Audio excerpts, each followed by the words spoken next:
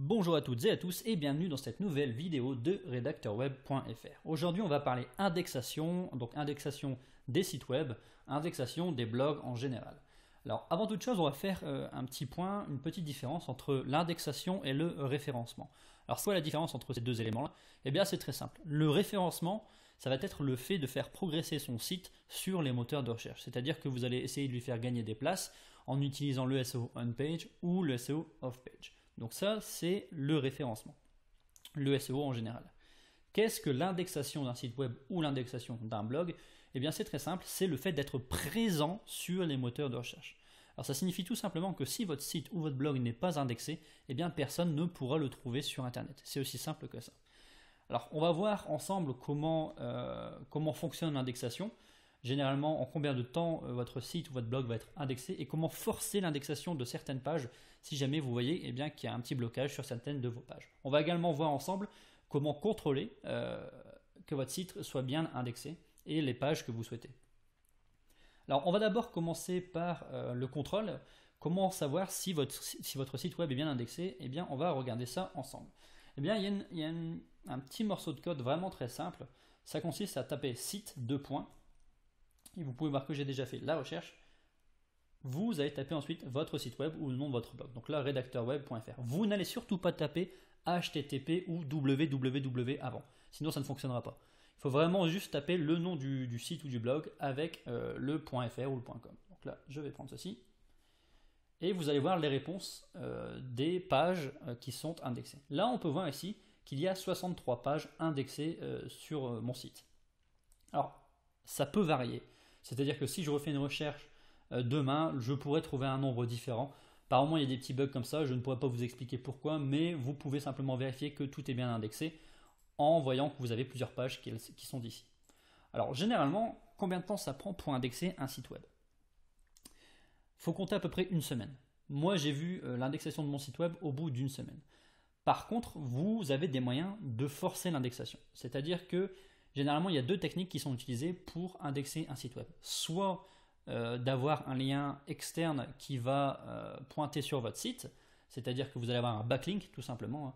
C'est pour ça généralement que lorsque vous créez un blog, on va vous conseiller d'inscrire votre blog sur des annuaires, tout simplement pour avoir un backlink.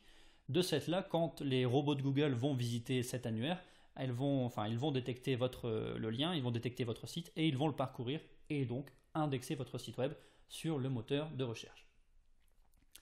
À côté de ça, comment faire si on veut indexer une page rapidement et sans attendre que le backlink soit validé par l'annuaire?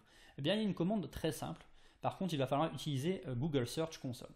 Alors, si vous tapez directement site suivi de votre site web, normalement, vous avez accès directement à la Search Console. Donc, je vais y accéder directement. Hop, voilà. Donc là, je suis dans la Search Console de Google. Alors, généralement, ce petit logiciel en ligne va vous permettre de contrôler plusieurs choses. Mais nous, ce qui va nous intéresser, ça va être surtout d'indexer notre site web, ou du moins d'indexer des pages. Alors, ça va être vraiment très simple.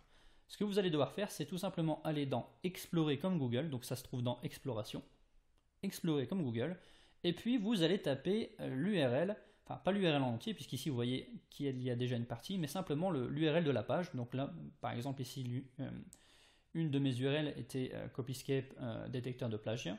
J'ai cliqué dessus et j'ai fait explorer.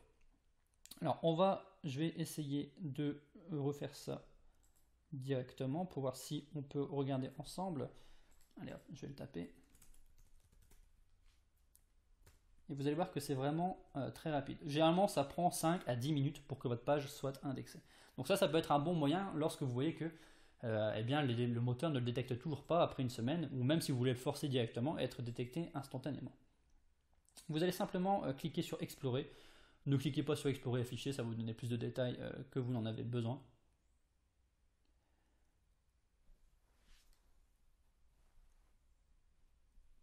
Alors, là, voilà.